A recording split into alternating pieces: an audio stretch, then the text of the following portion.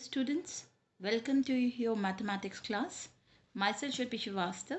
So today we are going to start the solution part of exercise number 2.5 of the chapter polynomials. So let's begin it. Now the foremost question of this exercise says, determine which of the following polynomial has x plus 1 a factor. Okay? So here is the polynomial x cube plus x square plus x plus 1. So we have to find out whether x plus 1 is a factor of this polynomial or not. So for being x plus 1 a factor of this polynomial, it has to, the remainder should equals to what? 0. So we are going to put the value of x in each of the polynomial, and thus if the remainder came out to be 0, then we can say yes, x plus 1 is a factor of this polynomial. Okay. So for putting x plus the value of x, we have to make it equal to what? 0. So x will be equal to what? Minus 1. As we can say, x plus 1 is equals to 0. Therefore, x is equals to minus 1. When 1 moves over the right hand side, 1 will remain 1 while the sign changes to minus 1. Okay. So I have put the value of x in each of the value in each of the polynomial. Okay. Each term में मैंने वो value put कर दिया. Then we are getting p minus 1, that is p x is equals to 0. Hence we can say yes, x plus 1 is a factor of this polynomial. Now, we again part 2 says x to the power 4 x cube plus x square plus 1 x plus 1. So here also we have to prove that whether x plus 1 is a factor of this polynomial or not. So again we have to put the value of x in each of the term. So I have put minus 1 in each of the terms, and then here I got 1 as the remainder. So when the remainder equals to 0, then that factor will be, polynomial will be the factor of that polynomial. So here the remainder came out to be 1. So it is not a factor of this polynomial. In the same way, you are easily going to solve the rest of the question of the rest of the part of first question. Okay, these two parts. Now let's move towards the second question. The second question says, use the factor theorem to determine whether gx is a factor of px in each of the following cases. So in each of the following cases, you have got two polynomials. One is gx and the other is px. So you have to prove whether gx is a factor of polynomial px or not. So again, gx is what in this first part it is given gx is equals to x plus 1, while px, the polynomial, is equals to this. Okay. So again we have to find out the value of gx. So px हम निकालेंगे first. Px will be equal to what? X will be equal to minus 1. Okay. So when we solve out x is equals to minus 1, and if the remainder came out to be 0, then that will be what? A factor of this polynomial. Okay. Now again I have put the value of minus 1 in each of the polynomial. Then it says 2 into x cube. So 2 into x here is here what? Minus 1. So minus 1 ka cube. Then x square. So minus 1 whole square. Then minus 2 into x. Then minus 2 into minus 1. Then minus 1. Okay. So while solving minus 1 cube, minus 1 का cube करोगे तो आपके पास आएगा minus 1. तो minus 1 into 2 was what? Minus 2. Then minus 1 का whole square will be plus 1. Then minus minus is equals to plus, and 2 into 1 2 and minus 1. We can see कि minus 2 will be cut off with plus 2, and plus 1 will be cut with minus 1. So here we get the remainder as 0. In this way, we can say yes, gx is a factor of this polynomial. Okay. In the same way, you are going to solve each part of the remaining two parts. Okay. Now, the third question says, find the value of x, I think so, find the value of if x minus 1 is a factor of polynomial x in each of the following cases. So we have to find out the value of x minus 1. We have to find out the value of, कोई एक term missing होगा. अगर दिया हुआ है कि x minus 1 is a factor of P x, मतलब कि x माइनस 1 को जब हम x पी एक्स की वैल्यू रखते हैं, x की वैल्यू, तो हमारे पास रिमाइंडर क्या आता है 0. तो we will find out the जो भी मिसिंग टर्म है हमें उसकी वैल्यू फाइंड आउट करनी है. Let's look over here. The question says px is equals to x square plus x plus k, while it is given that x minus 1 is a factor of this polynomial. Okay, so if x minus 1 is a factor of this polynomial, that means the remainder, while putting the value of x in each of the term, the remainder will be equal to what? 0. Hence हमने x की value रख दी, तो x की value क्या आएगी? Is equals to 0 करके, तो x is equals to 1. तो हम सब जगह x जहाँ जहाँ है वहाँ पे 1 की वैल्यू रख देंगे, and this whole term will be equal to what? 0. तो we are able to find out the value of k. ठीक है, तो मैंने वही किया. मैंने p1 जो p x की वैल्यू थी, x की वैल्यू 1 आई ना यहाँ पर से, तो हमने इसकी वैल्यू इक्वल टू 0 कर दी क्योंकि रिमाइंडर है वो, और रिमाइंडर थ्योरम अप्लाई करके किया. Then 1 square plus 1 plus k is equals to what? 0. Therefore 1 square will be 1. 1 plus 1 is equals to 2, and k will be written as k only. Hence k की value क्या हो जाएगी? 2 इधर चला जाएगा, तो फिर हमारे पास -2 आ जाएगा. Hence k is equals to -2. In the same way, I have solved the second part also. I'm explaining you the second part, and rest two parts you will be doing by your own. Okay, so it says px is equals to 2x square plus kx plus under root 2. Here also x minus 1 is a factor of this whole polynomial. So x will be equal to what? Plus 1. So by putting the value of x in each of the following term, तो फिर the remainder will be equal to what? 0 only. तो मैंने वही formula लिखा. By putting the value of x as 1, I am getting this as a remainder.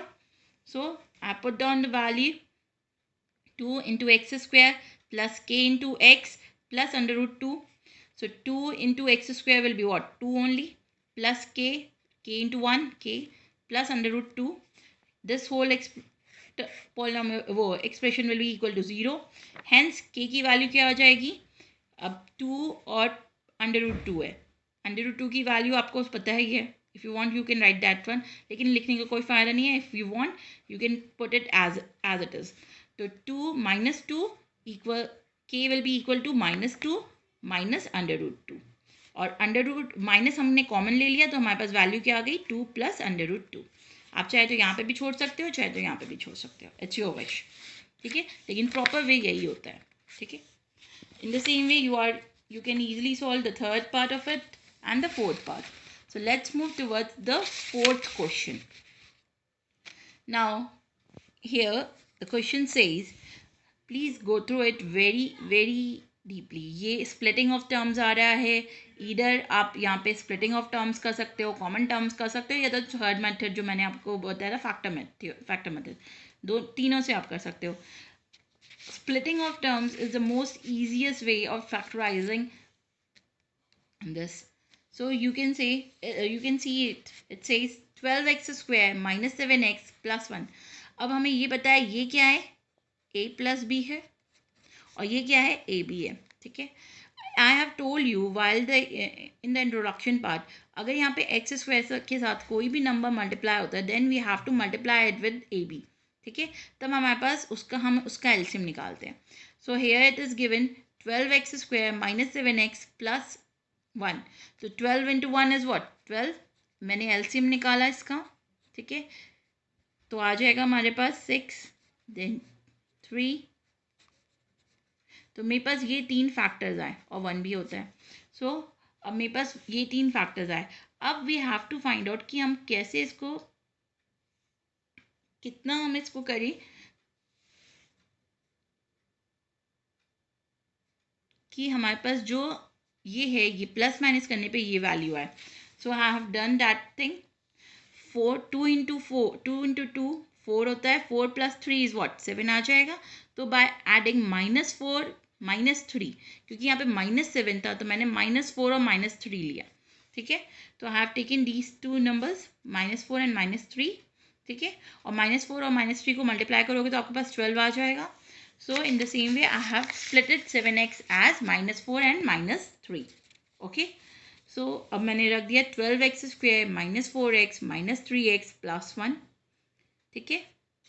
Then 4, अब मैंने इसका common term निकाल लिया. तो यहाँ पे कॉमन टर्म क्या है, 4x है. 4x और फिर बचेगा क्या, 3x -1. देन यहाँ पे भी मैंने -1 ले लिया कॉमन.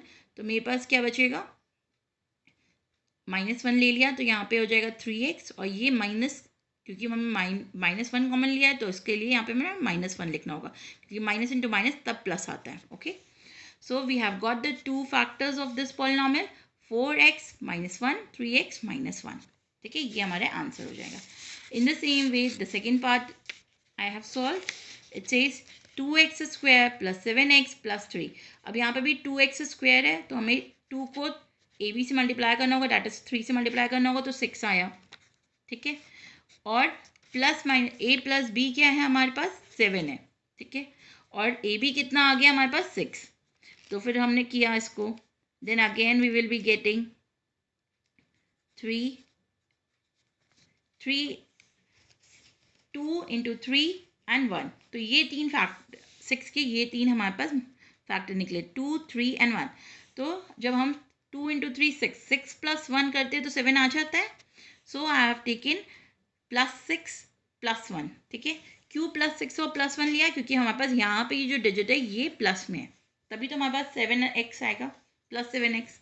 तो मैंने यही 2 वैल्यूज़ ली, +6 and +1. फिर मैंने कॉमन टर्म निकाल लिया 2x. तो यहाँ पे बचेगा x और यहाँ पे बच जाएगा +3. Here the common term is +1. तो जो रिमाइंडर बचेगा, हमने कॉमन टर्म के बाद जो बचेगा दैट विल बी x + 3.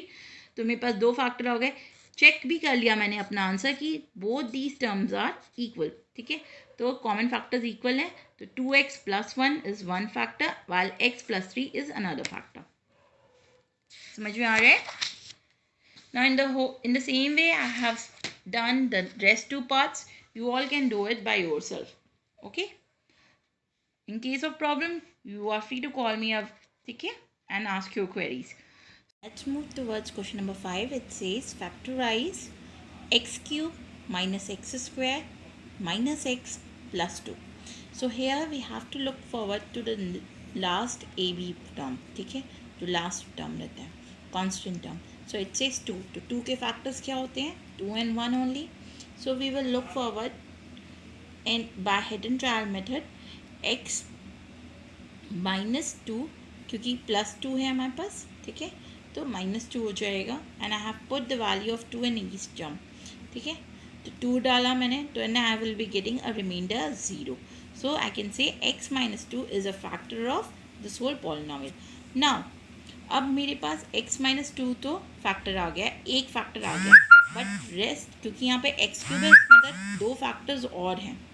ठीक है, so we are total having 3 factors of it. So we will look forward. There are 2 methods of solving this question. Till here we got x -2 as the factor of this whole term. ठीक है, तो I have written the term. पहला method I am telling you. Now taking out the common factor in this whole, we will be getting of what? इसको हम लिख सकते हैं x³ as x square. अगर आप कॉमन टर्म निकाल लो तो x, इन दोनों के बीच में कॉमन टर्म क्या हुआ, x स्क्वायर हुआ. तो लेफ्ट आउट क्या हो जाएगा, x -2. ठीक है, और इधर कॉमन टर्म क्या हो गया, -1. तो -1 will be coming out what, फिर rest of the portion will be x -2. So I will be getting x² -1 और यहाँ पे x x minus two x minus two, तो वन टर्म इन दोनों के कॉमन टर्म हो जाएगा एक्स माइनस टू। अब मेरे पास हम एक्स स्क्वायर माइनस वन को हम लिख सकते हैं x square minus one whole square, and we know this formula that a square minus b square will be equal to what? A plus b, a minus b. So by putting this formula over here, we will be getting x plus 1, x minus 1 and the remaining term as x minus 2. So this is the first method of solving this question. Now the second method is, as we know that x plus 1 is a factor of this whole term, ठीक है, x plus one हमारे पास पता चल गया था कि ये factor है, so we can solve this question by the long division method. So by solving this whole question I am getting this polynomial, ठीक है. अब वी नो दिस थिंग, ये जो पॉलिनोमियल आएगा आप सॉल्व कर लीजिएगा, आपको अब आ गया होगा लॉन्ग डिविजन मेथड, उसके बेसिस पे ये पूरा आप जब सॉल्व करोगे then you will be getting x square minus 3x plus 2. So we are knowing that dividend is equals to divisor into quotient plus remainder, ठीक है. तो अब हमने ये बताया कि इन दोनों को मल्टीप्लाई करने पे हमारे पास सेम पॉलिनोमियल आ जाएगा, ये वाला, ठीक है. सो अब मैंने इन दोनों को साथ में लिख दिया. Dividend is what? The original polynomial which we were, जिसको हमें फैक्टराइज करने को मिला था. Now we have got x plus one और ये जो पूरा पॉलिनोमियल था, ठीक है. अब मुझे इसको फैक्टराइज करना होगा. I have use in that splitting of middle term, ठीक है. तो x प्लस वन को तो सेम लिखते रहेंगे और इसको हमें करना होगा. तो 2x minus 2x minus x minus 2x minus x will be equal to what? 3x. तो मैंने यही तो इसको स्प्लिट कर दिया माइनस 2x और माइनस वन में, माइनस x में, and after that I will be getting these three as a factor और वही उनका आंसर हो जाएगा, ठीक है. So they are two methods, I have told you both the methods. एक तो पहला था जब मैंने फैक्टराइज किया था, और दूसरा ये लॉन्ग डिवीजन मेथड करने के बाद फिर हमारे पास एक टर्म आया और टर्म को फिर हम फैक्टराइज कर रहे हैं. Okay, now let's move towards the next question. It says x cube minus 3x square minus 9x plus 5. अब पहले हिट एंड ट्रायल मेथड से पहले हमें 5 है तो 5 का हमें फैक्टर्स निकालने होंगे, तो 1 और 5 ही आता है. तो पहले 1 रख के देख ली मैंने वैल्यू, हमारे पास 0 आ गया, ठीक है, रिमाइंडर 0 आ गया. तो दैट मीन्स कि x plus 1 is a factor of this whole polynomial. अब x प्लस 1 आ गया.